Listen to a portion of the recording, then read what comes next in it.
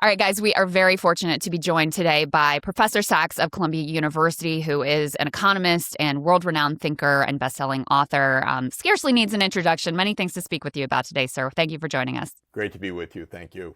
Yeah, of course. So let me start with this pretty wild letter that the President of the United States apparently sent to the Prime Minister of Norway. So here we go. It says, Dear Jonas, considering your country decided not to give me the Nobel Peace Prize for having stopped 8 wars plus, I no longer feel an obligation to think purely of peace, although it will always be predominant, but can now think about what is good and proper for the United States of America. Denmark cannot protect that land, being Greenland, from Russia or China. And why do they have a right of ownership anyway? There are no written documents. It's only that a boat landed there hundreds of years ago. But we had boats landing there also. I've done more for NATO than any other person since its founding, and now NATO should do something for the United States. The world is not secure unless we have complete and total control of Greenland. Thank you, President DJT. What do you make of this extraordinary Thank you for your attention to this matter. Yes, exactly, which was not only sent to, Prime Minister of Norway, but was also sent to apparently a number of European ambassadors. Well, I think it's terrifying because either he's insane or he's not insane. We don't know which, but either way, it's terrifying. If this is serious and this is how a president speaks, we have lost our country, our democracy, our system, and our safety. If he is an old man with the megalomaniacal tendencies already, and he's over the edge, which I think is perfectly possible, though I'm not a psychologist. This is also something that we're seeing, somebody who is decompensating in front of our eyes. We had a president last time who collapsed on the job. Maybe it's happening again. Again, I have to say this is so strange, wild, nuts, that it's not something that grown-ups in normal behavior would do under any circumstances, much less someone who holds this office. If this is taken as clever or cute or normal, I think people should re-examine their thoughts about this. So I find it frankly astounding. So zooming out, Professor, there is a big, now push by the United States kind of centering its relationship here with the European powers. Krystal, if we could put the Trump Truth Social up about tariffs that are being put into place here. President Trump saying we have subsidized all countries of the European Union, et cetera. I will, stick to the important part is that there will be tariffs increased to some 10% on Denmark, Norway, Sweden, France, Germany, the UK, Netherlands, and Finland. And the tariff will be increased to 25% beginning on June 1st. It's time for Denmark to give back Greenland. So when we're talking here a little bit about the relationship with the European powers by the United States, and in the broader context, Greenland, I think, is important. I don't think any of this would be happening without the sugar high that the administration is currently on after Venezuela, and in particular, after Midnight Hammer. Those seem to have really convinced the president and his team, the United States can truly be, the world's superpower and can act like this way in any sphere of the world in its demands. What do you think the effects of this type of strategy and of belief system in the White House could wreak in terms of the international situation? Again, if this gang continues to pursue this course, this is not the will of the American people. This is not the will of Congress. This reflects no constitutional process whatsoever. This is gangsterism, and gangsterism generally ends in shootouts. So I think that this is a perilous and reckless course, and Europe sadly became essentially a vassal of the United States over the past 30 years. in any event, so it barely can utter a word in its own defense. They're scared of their shadow. They have been rather pathetic. I've spoken to many European leaders over many years warning them about the direction of the United States. It's not only Trump. Trump is doing it in a crazy way, but this also reflects a kind of thuggery that the United States has been on for a long time. And now it seems completely unhinged. And of course, we're going to see whether any European power or country can actually express an honest view. But they're getting close, at least. The German government has said that Greenland is a very bright red line. The French government at many different levels, foreign minister and president, have expressed the fact that this will not be tolerated. Britain, which is, of course, I think the most delusional and subservient country, and that's been true for many, many decades, was able to utter a sentence, at least, that this is not acceptable. By British standards, that's quite remarkable. We should understand, by the way, that more important things are happening in the world than this in many ways. A couple of days ago, the Prime Minister of Canada was in Beijing, and Canada and China signed a strategic partnership. Very interesting, because for Canada to do that reflects the fact that they understand that the United States has gone loony, has really completely left any kind of normalcy. I'm very happy that they have normal relations with China, but to declare it a strategic partnership, which I perfectly understand, and I commend the Premier of Canada for doing it, shows what Trump is actually doing.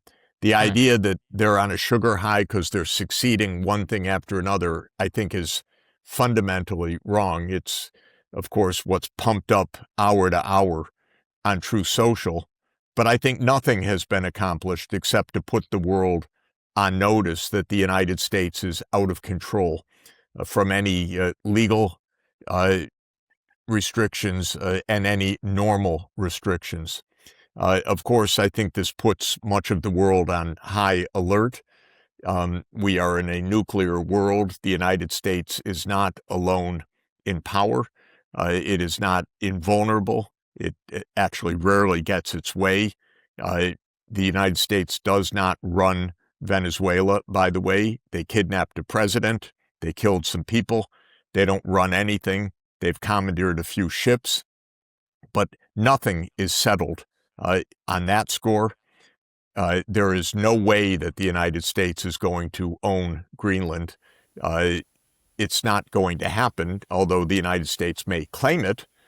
So it could absolutely one day claim that Greenland is the United States, and I think that that's actually likely by Trump. But that will not make Greenland part of the United States. It will make the United States an invader of Europe. That will dramatically change the scene. So I don't really feel that this is in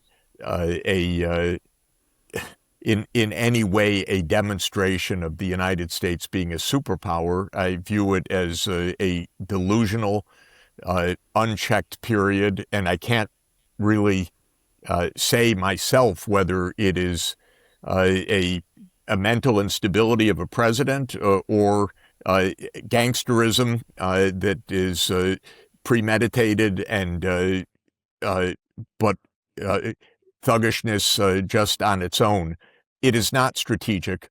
It does not increase America's wealth or safety or security or the economy or anything else. There's nothing that's happening right now that sticks in a meaningful way for the benefit of MAGA or the benefit of the American people or the security of the American people or anything else. It's a lot of it's a lot of performance. It's a lot of rather insane boasting and threatening and bombing, but nothing that's happened, in my view, has any consequential benefit of any sort for the American people. Even probably his friends that he's enriching on each of these things, on each of these actions, probably that doesn't last either. This is just, to my mind, a massive and very dangerous instability. The fact that nobody in Washington, in power, in any office, elected office, can find the words to express how bizarre and dangerous and completely unacceptable this is a sign of how profoundly degraded our constitutional system is. So I think that it is a warning to all of us. He's invading Minnesota the same way he's invading Venezuela, and he's in the same way that he's threatening to invade Greenland. It's completely unhinged, and it's very dangerous. Let me go ahead and put up this Financial Times tear sheet about the European response here. So it says the EU is readying some 93 billion euro tariffs in retaliation. You've got Davos happening this week, the World Economic Forum. Lots of conversations happening between European leaders. They're supposed to be speaking with Trump as well. I mean, what can they do? What would you advise them to do? Do you think that they have woken up and realized that they need to take a more assertive posture and assert some sort of sovereignty here, because clearly the strategy of appeasement has failed? Yes, that's what I've been saying to them for many years, and especially during the past year. But they're very sad, semi-pathetic, scared of their shadow, and I don't know whether they still remember how to be national leaders of sovereign countries or to act together. They're showing a little bit of sign of this. The tariff retaliation and all the rest is one thing. What they should be doing is saying unequivocally, we're not negotiating, we're not discussing. I won't use the words that I would use, and that I think that they ought to use in their private discussions. But basically, they ought to say, this is nuts. It's not going down. We're not even talking about it. So stop. That's the most basic point. They ought to get together with Russia and China and India and other parts of the world and the BRICS to say we cannot go day to day with this kind of madness and treat it as normal. Because basically, every country in the world is threatened by a completely lawless United States. And they've explained, Mr. Miller has explained that there are no laws. Donald Trump has explained that there are no laws. We're in the hands of a small number of people in a system that seems to have lost its voice and is unable to comprehend what's happening. I should add that, as we're watching this, they were trying last week to overthrow the government of Iran. This was clearly a CIA operation from beginning to end with Mossad. That's also a very lawless, reckless, dangerous action, and we are still close to a generalized war in the Middle East, which could well turn nuclear. That's not gone away either.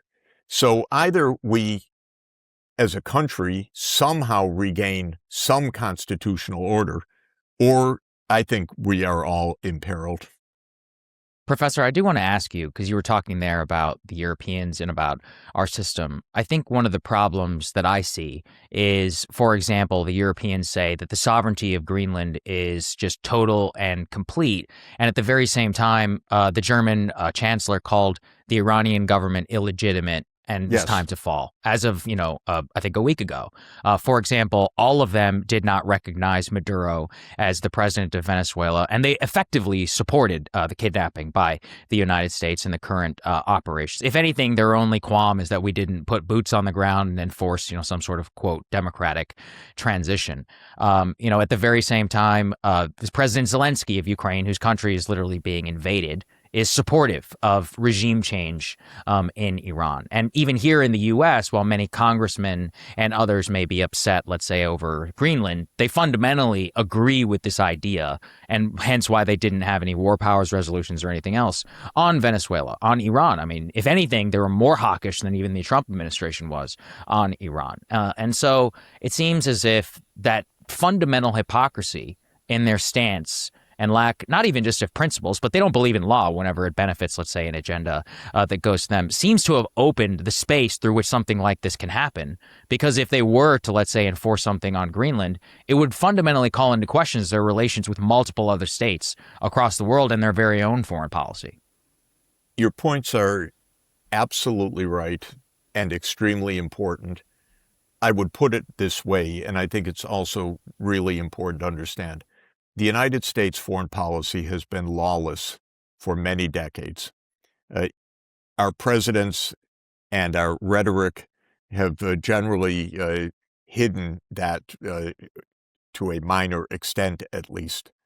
But the kinds of thuggishness that Trump is displaying is part of American foreign policy for a long time. We invaded Iraq, not on wrong premises, but on completely false premises. We overthrew the government of Syria in a CIA operation that went on for 14 years. We bombed Libya to oblivion and created what has now been 15 years of civil war in that country. We helped to overthrow a government in Ukraine in February 2014 that put us on the path of war. You won't find almost any of this in the New York Times or the Washington Post. God forbid that's the CIA outlet, or the Wall Street Journal, which just chortles on who's going to make money on what particular venture. The lawlessness has been there for a long time.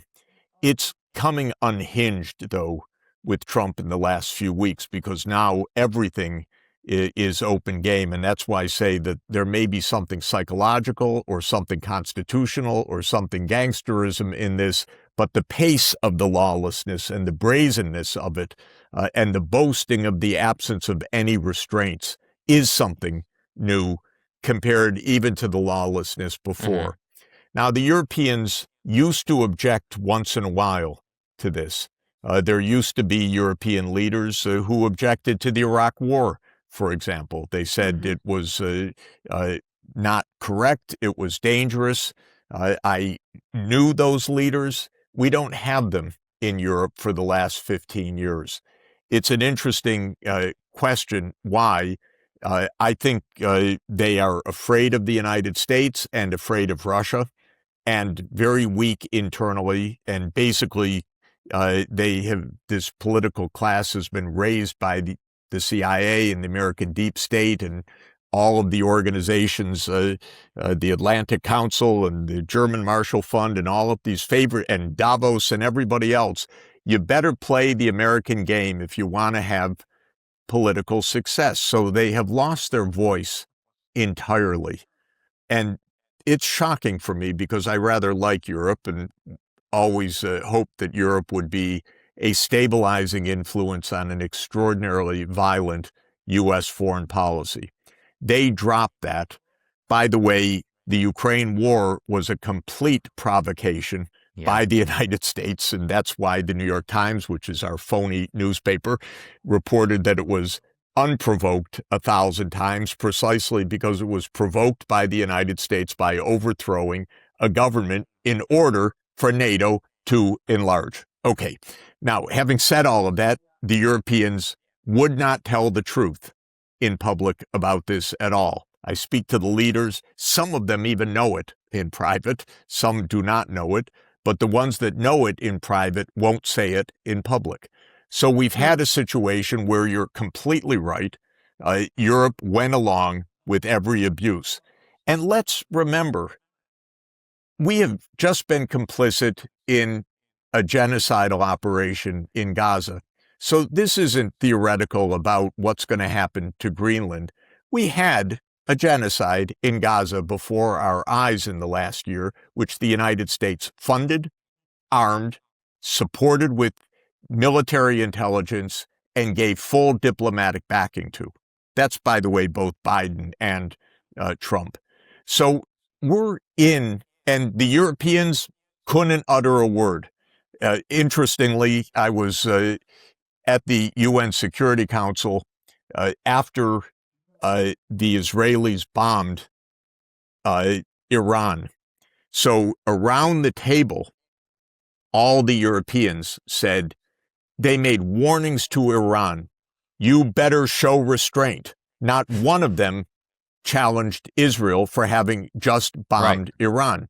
I actually, ironically, had a little colloquy with the ambassador to Denmark because I went up to her after her rather shocking words and said that how much I like Denmark, and in a publication that I co-edit every year, the World Happiness Report, Denmark's always at the top, the happiest country in the world, and she was very happy.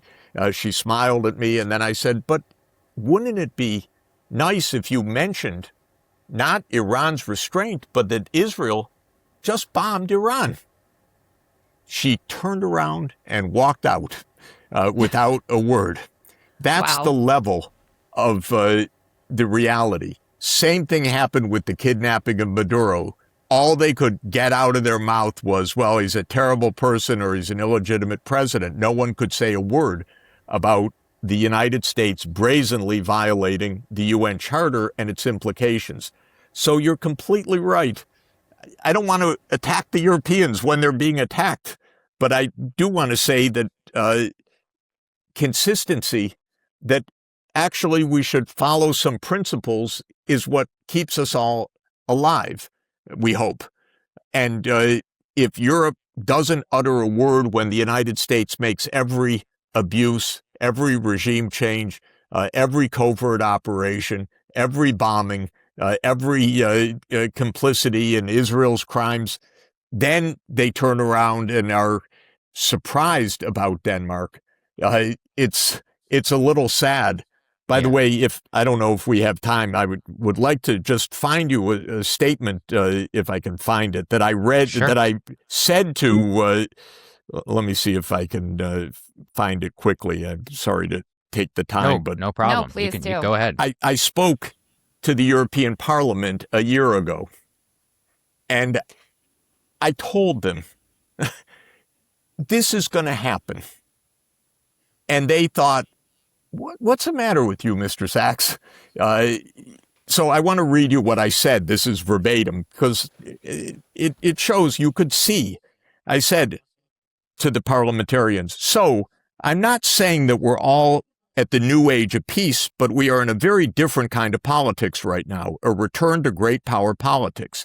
Europe needs its own foreign policy, and not just a foreign policy of Russophobia. Europe needs a foreign policy that is realistic, understands Russia's situation, understands Europe's situation, understands what America is and what it stands for, and that tries to avoid Europe being invaded by the United States. It's certainly not impossible that Trump's America will land troops in Greenland. I'm not joking, and I don't think Trump is joking. Europe needs a foreign policy, a real one. Europe needs something different from, yes, we'll bargain with Mr. Trump and meet him halfway.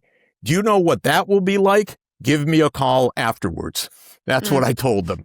Okay, when I told them this, they were not impressed. Oh, Mr. Sachs, you're exaggerating, and America's not so bad, and blah, blah, blah. they don't understand, but most of the world doesn't understand. And most of my neighbors on the Upper West Side of New York do not understand because they read the New York Times. I'm sorry to say, I'm going to pick on it one more time, because the violence, the regime change, the brutality of American foreign policy is not exposed and not discussed in polite company, except now Trump, to his bizarre credit. I can't use that word in a full sentence with him, but he's at least saying out loud the brazen truth that there is no law and no constraint for the U.S. Incidentally, I think it was, I think it's the Washington Post today that ran a story that said how terrible Putin is. Everyone sees he's a liar because he doesn't come to the defense of this country and that country and this country. Instead of saying how terrible it is, our president of the United States is bombing and attacking and so forth, the Washington Post, which is the mouthpiece of the intelligence agencies, twists it so that it's Putin that's the villain because he doesn't respond to Trump's thuggery. So Putin's a liar because he doesn't stand up to Trump's thuggery, rather than an article that Trump is a thug, and maybe it's a dangerous thing for the world that the United States is led by a gangster group. So that's where we are. I want to talk to you a little bit about this. Am I Board of being Peace. Intemperate? No, you're fine. We're enjoying it. Making logical sense to me. Everybody wants to hear you speak. No, I'm sorry. It's just it gets worse and worse, more brazen, more shocking, and it's Trump's style is to normalize this, and that is absolutely grotesque. Sorry. I wanted to talk to you too, in the context of all of this, about this Board of Peace proposal from Trump. Have you dug into the details here? Here's some of the latest reporting from Bloomberg. Trump wants nations to pay $1 billion to stay on Peace Board. I'll just read you a little bit of this. The Trump administration is asking countries that want a permanent spot on his new Board of Peace to contribute at least $1 billion, according to a draft charter for the proposed group seen by Bloomberg. Trump himself would serve as its inaugural chairman, would decide on who is invited to be members. Decisions would be taken by a majority, with each member state present getting one vote, but all would be subject to the chairman's approval. Each member state shall serve a term of no more than 3 years. The 3-year membership term shall not apply to member states that contribute more than USD $1 billion in cash funds to the Board of Peace. We also have news that, of a variety of countries that have been invited. Apparently, Putin himself has been invited onto the Board of Peace. This was all originally conceived, in the context of this quote unquote peace plan in Gaza. But now, apparently, the Board of Peace is being positioned as sort of a Trump-run alternative to the UN. How do you view this? What is he up to here? If George Orwell had written it, you would think it mildly funny, clever. You might view this in a Marvel comic strip as somebody aiming to run the world. I view this as sad and pathetic. I said a year ago to many leaders when Trump's so-called peace plan for Gaza was put forward that this was a travesty and a trap, and after a genocide, this is not how things should proceed.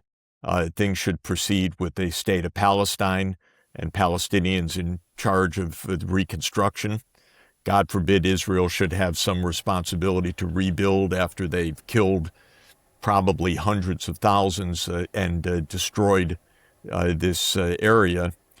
But actually, Trump prevailed on one leader after another because he threatened them, he bribed them. He told them, you can't have data centers unless you do this. You can't have this missile system unless you do this. He twisted everything out of shape and got that plan approved. Now he's doing it again. This is shambolic. He's got his hedge fund friends. He's got, you can't even joke about putting Tony Blair on this, since the British are the most responsible for having screwed up the Middle East for the last century of anybody. So why don't we put Tony Blair back in charge of Gaza? He can maybe rewrite the Balfour Declaration. The whole thing is so absurd. You don't even know where to start. But again, I have to admit, hardly anyone says boo about anything right now. Mm-hmm. Each one is scared of putting a word out right now. I don't think any of this lasts, but on the other hand, this kind of gangsterism plays for a little while. It makes us all at risk. One of the things that I see in this Board of Peace, Professor, I'm curious what you do as well, is it's almost like a recreation of the UN Security Council here, especially with Russia, and a quasi-privatized version with Trump as some sort of emeritus chair. It's not going to happen. Yeah. It's not going to happen. Look, around the world, there are actually grown-ups. And when you talk to them, they know that this is loony. This is insane stuff. Nobody is joining Trump's board to replace the UN Security Council. Many people think the UN Security Council is dead, killed by the United States, but nobody. Okay, I can think of, yes, a few hedge fund guys, maybe a son-in-law and a few others who will join the board thinking that it's something real. Nobody believes that this is an alternative to the UN, except some crazy media story in some mainstream medium pumped up by talking to someone in the White House. Mm-hmm. And the fact of the matter is, the United States is not all-powerful. It can't run Venezuela. It can't overthrow the world. It can't own Greenland. It tried very hard. It could not, in a proxy war with Russia, defeat Russia in Ukraine. That was a war between the United States and Russia. People should understand that.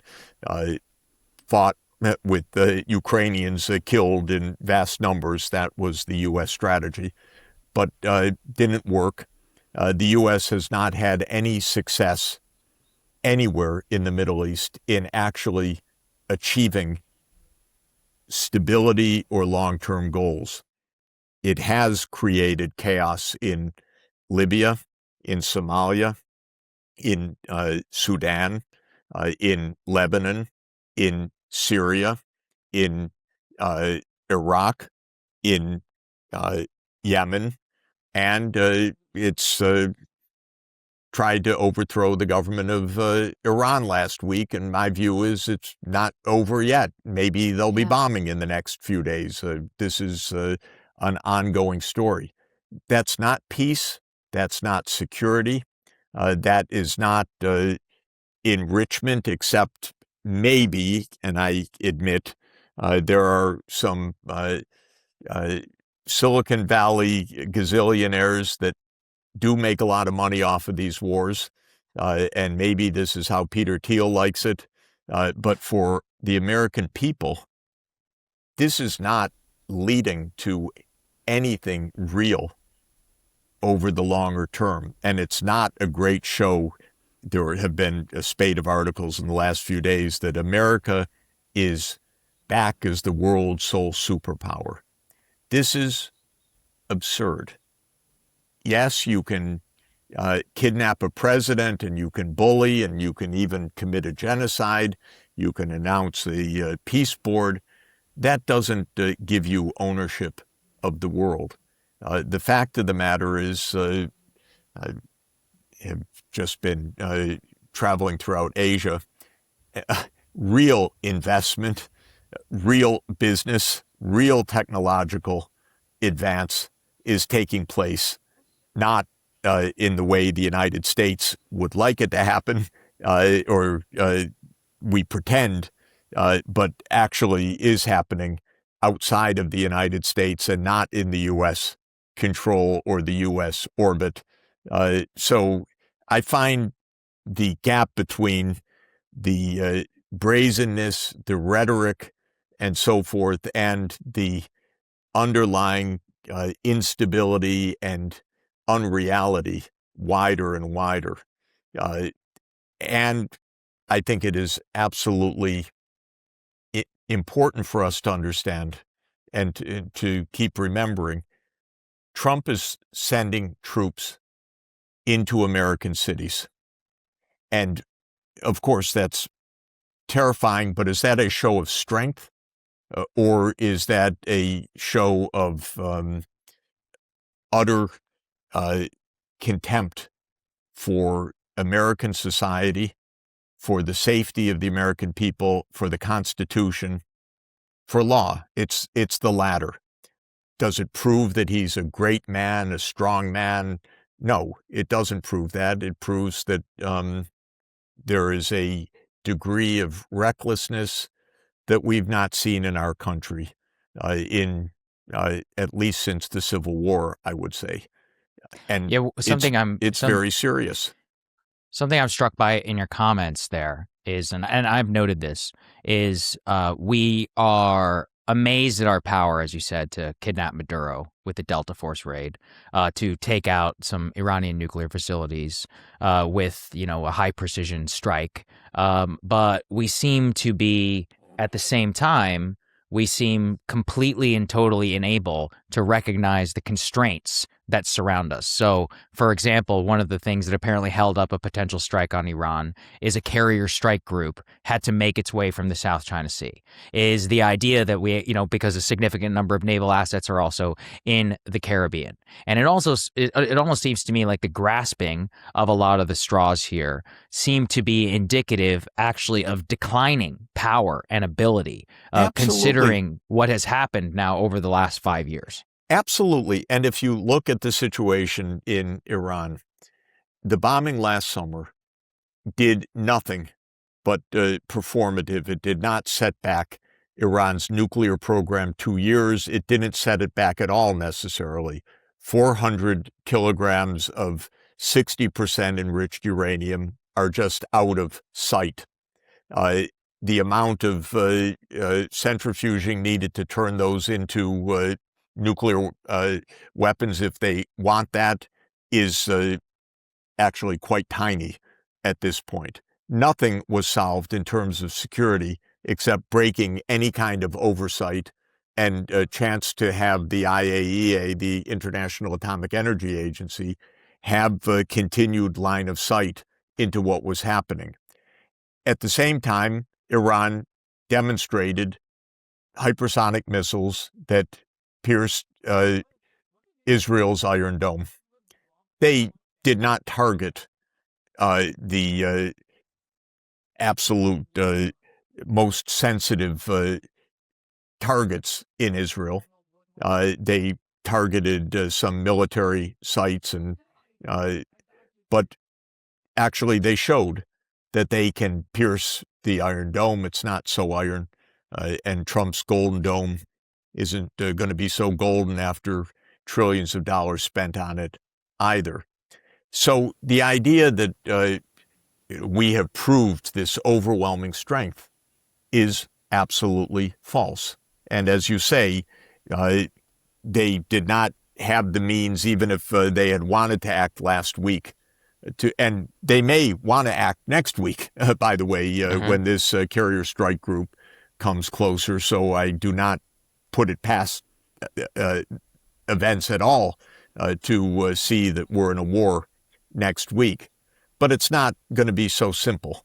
And the United States is not the only nuclear superpower, nor is Israel. And if there is a war, it's right into the cauldron of nuclear weapons all over the place. It would be the most dangerous kind of war one can imagine in all of modern times. This is not the same even as the recklessness of the Iraq War. Yeah. So the idea that this is somehow American strength is an illusion or a delusion.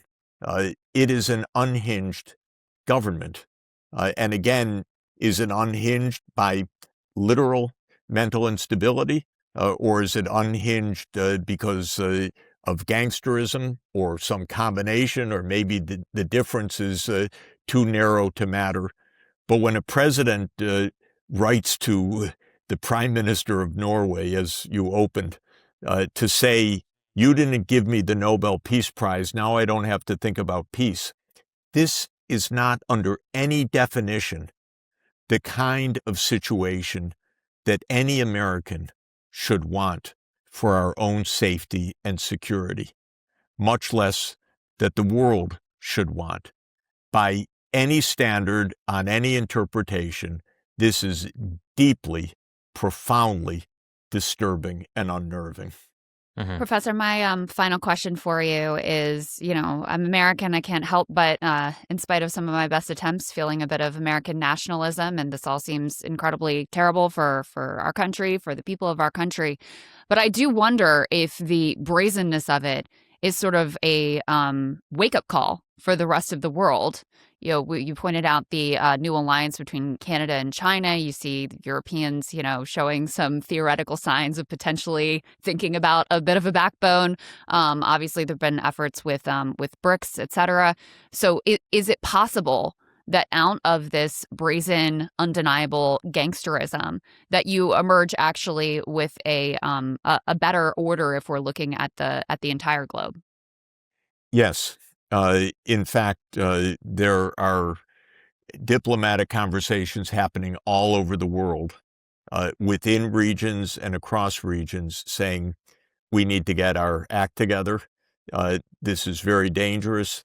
And the BRICS is one part of that. That's half the world population, with the 10 countries right now, about almost half the world's GDP, and they are absolutely aware of what the implications of all of this are. But I think everywhere in the world, Trump is uniting the rest of the world in the opposite of what he intends. India was courted, supposedly. I always thought it was absurd, and I told the Indians that, Indian leaders, many times, courted to be on our side against China, join what's called the Quad, which is an informal group of the United States, India, Japan, and Australia that supposedly are the major powers to surround China and to keep China contained. And I said to the Indians, Indian leadership many times, this is a bad idea. Don't be used by the United States. They many times said to me, we have a good inside track, we have good relations, and so forth. During the past year, all of that has broken. Predictably, in my view, I have to say, I told them so very, very explicitly.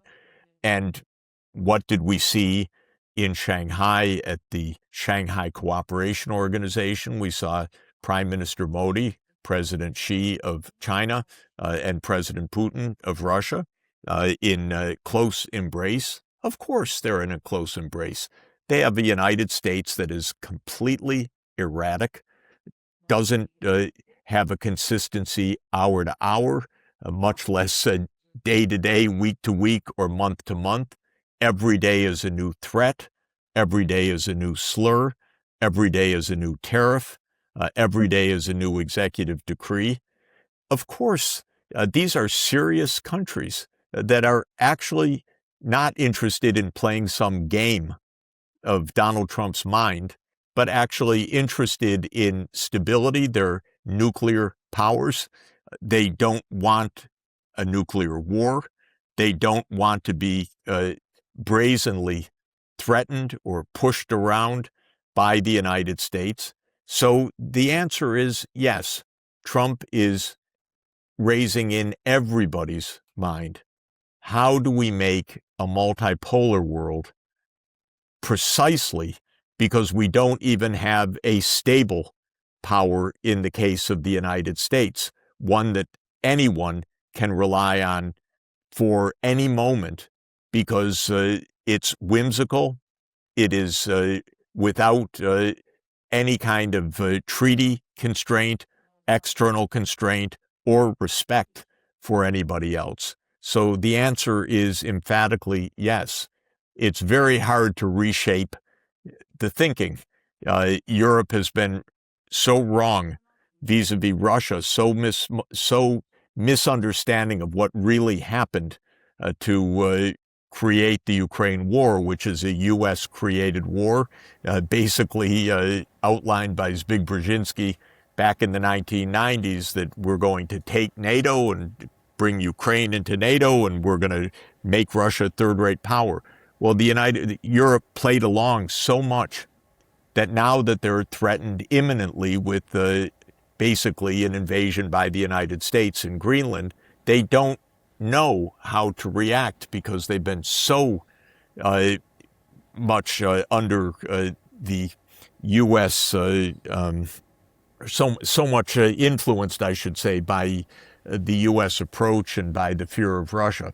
But even they, as we talked about, are rethinking everything right now. Maybe they'll even realize, and actually I have to say Chancellor Merz said it a few days ago, that maybe he needs to call President Putin. That shows that even the Europeans are recalibrating right now under this threat. And I can tell you that's happening all over the world, because I'm hearing those conversations. I'm being asked about these issues. This is happening all over the world. Well, Professor Sachs, we really, really appreciate you making some time for us. I know it's late at night where you are, so thank you so much for your insights at this pivotal moment. Great to be with you. Thank Always you. appreciate your Thanks analysis. so much. Bye-bye. Hey, if you like that video, hit the like button or leave a comment below. It really helps get the show to more people. And if you'd like to get the full show, ad-free, and in your inbox every morning, you can sign up at breakingpoints.com. That's right. Get the full show, help support the future of independent media at breakingpoints.com.